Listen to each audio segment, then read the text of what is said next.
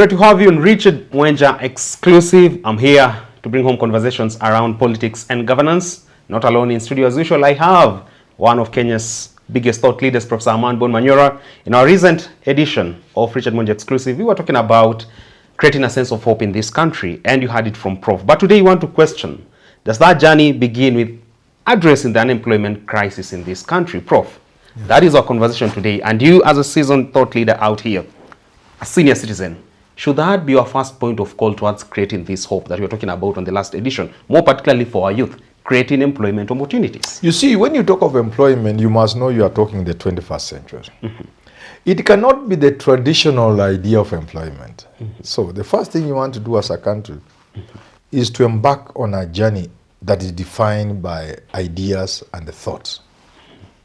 Journey defined by ideas and thought. In other words, as a people, we must begin to mainstream thinking. So everything we do must spring from thinking.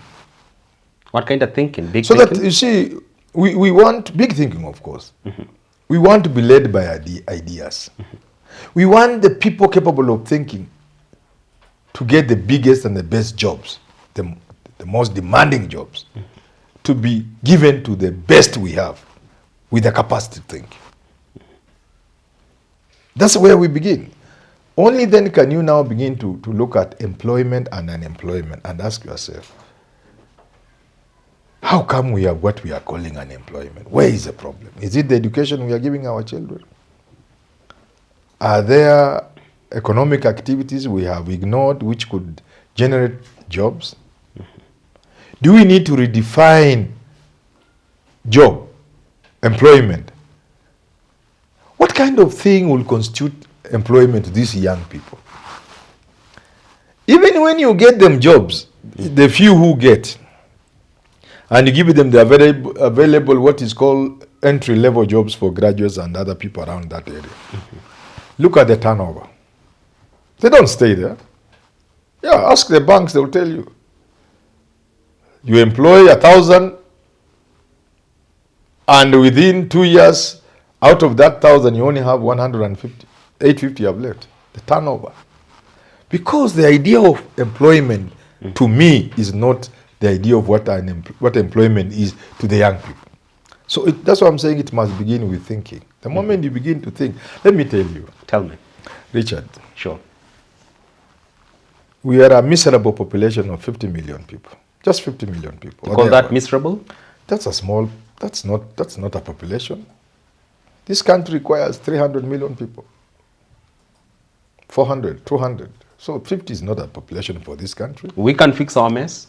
So what I'm trying to say is, looking at the size of our economy and many other factors considered, if we began to think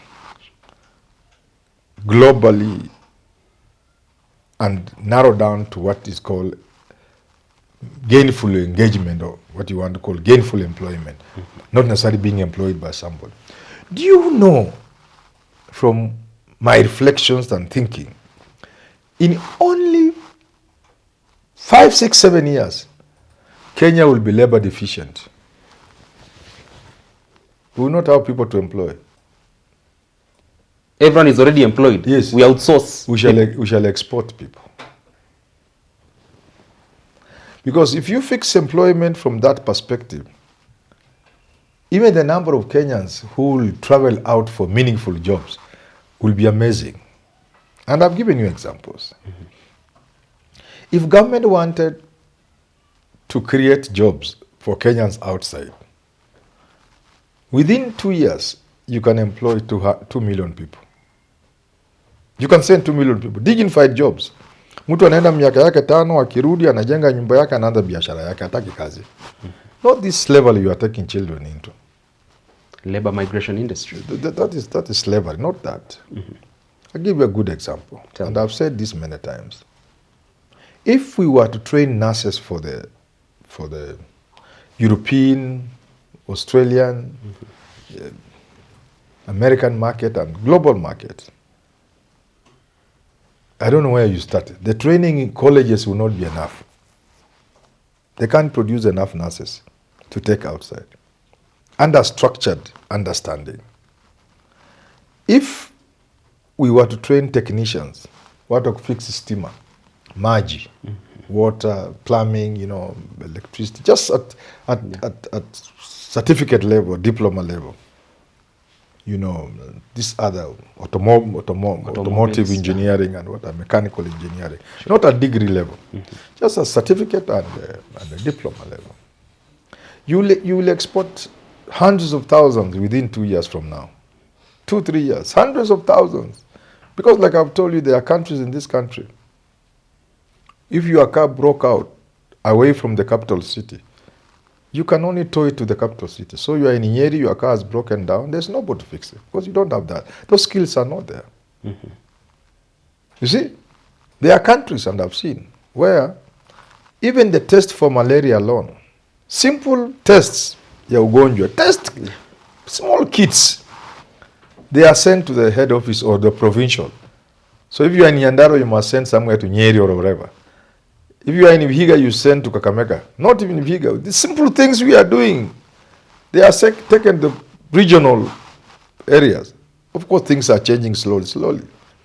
But that goes to show you the shortage of skilled manpower. That's for the outside market. Let's come back to this country.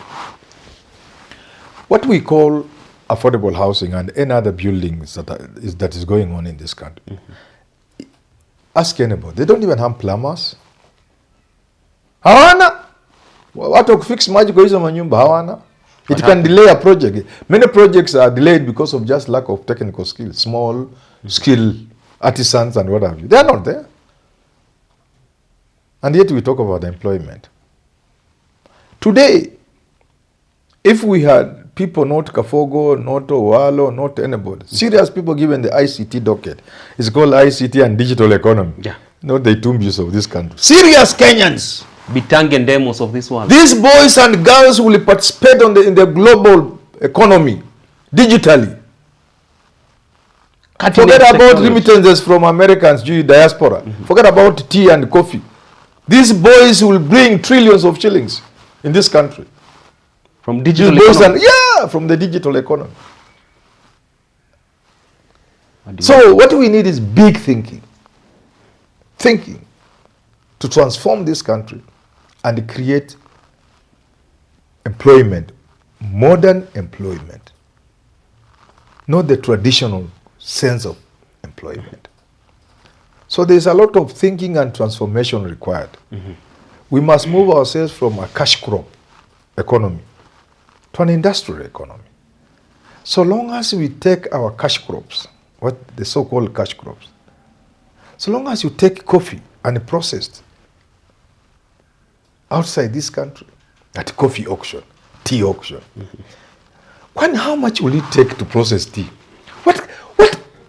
What nuclear skills are these you would need to process tea so that every leaf of tea plucked in this country is sold locally and internationally when it is a finished product? Do you know how much money that is? Strengthening our own value chain here. So when I see the minister or the president has gone to Kericho, they are talking about the tea auction and all. No, it's UET what? I just look at this and say, for how long shall we remain a cash crop economy? I can understand if it is processing minerals or refining oil. Surely processing tea and coffee. So, let me tell you this and this, I think I love this country too much. You do, it shows. Many years ago, quite a number of years ago, I was in Mombasa. And I saw to my horror, not shock, beyond shock, livestock. Wanyama wanaingia kwa meli. Live animals. Being taken outside this country. I was in shock. I thought it was something, maybe something I want. I was told, but this is happening every day. As I speak to you. How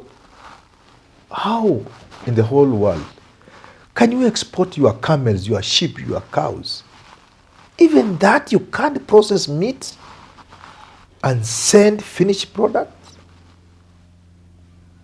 You can't? How can you, in the 21st century, be importing fish from China, which you may not even know whether it is plastic or really fish? With so much fish on our part of the Indian Ocean, Lake Victoria and other water masses, Lake Naivasha and what have you. Instead of getting money, getting people to be employed around Lake Naivasha for serious economic activities, including tourism, lake tourism, marine tourism, we are pumping dirt into Lake Victoria, into Lake Naivasha. Chemicals. In the name of flower farms. Flower farms. Look. So long as we remain this stupid, we will never develop this country. And will continue creating unemployment, which unfortunately for you, you know, this is like my pet topic, but it is true. Even the people who are stealing and allowing foreigners to come here and make money from us, to destroy the marine life in Lake Victoria by pumping chemicals from those flower farms, so that they may get money. Even them, their children are not safe. There are places in this town. This is Nairobi, I think. Sure. This is not Vihiga. Eh? This is Nairobi. Capital city. Capital city. I wish these rich people, they just agree to work with me. I walk them around this city because they don't understand. I show them the place where we have misery. And like Woods in the film Cry Freedom with Steve Biko. That mzungu called Woods anatembea na Steve Biko. Steve anampeleka sijui Soweto. Huyu mzungu anashangaa. Hata Steve Biko tells him, but this is where 85% of your countrymen live. So I work with them there to show them the poverty they have created. But I will also show them something else. There are joints in this town, high-end joints, where if you go 6:30 in the morning, 7, 8, watoto wa wadozi wako mate inatoka tu kwa mdomo. Wamechukua drugs, wamelewa the whole night. I don't want to mention some from which families, but you go from Sudan and from rich Kenyans. The ones who have started this idea of wanalewa alafu wanachukua taxi mbili. Yeah. Taxi moja, the owner of the taxi drives his car, the other one atarudi na yeye. That thing, umeisikia hiyo concept. It's the new culture. Yeah, now, those boys who buy a soda at 500 shillings in those joints, they're this town. Splashing opulence. That's the Kenya these rich people are creating. And that's the Kenya in which their children are operating. And those are their children. Si kama tunaelewana? I get it. Sindio? Yeah, sure. Alcoholism, drug, and what have you, and all these other vices. They bite the children of the rich more than the children of the poor. So even as you destroy the country, that you are destroying your own children. I used to have a joint those days before I left this kind of life in a ghetto somewhere in Langata. Ulikuwa Mama Pima? No, I cannot be Mama, maybe Baba. Yeah, Baba Pima, of course. Let me tell you, I saw how the children of the upper middle class or the middle class have been spoiled. Do you see these rich people? You know they don't know. You know when you become rich or you are a politician, there's a world you don't see. You see another world. But the real world, if they knew, they'll stop stealing. Something I saw when I used to be in Langata. Watoto matajiri, those rich estates, walikuwa wanapigania makanga, the girls. They were fighting over kina GMO. Remember GMO? They were fighting over them. Your girls, you stupid rich people who are stealing. Your daughters and even your young wives are fighting over makangas. Yes, even as you steal and spoil the country and create poverty. That's the life your children are going to be living and are living. And if you go to Chiromo Lane, where there's this, mahali watu wanaangaliwa hali ya akili imeanza kidogo na hii unatengenezwa vizuri, Njenga anafanya kazi yake. Why do you think Njenga is rich now?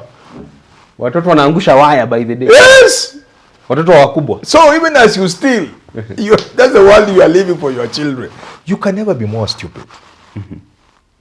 We all have to work towards creating a Kenya that can give our children hope.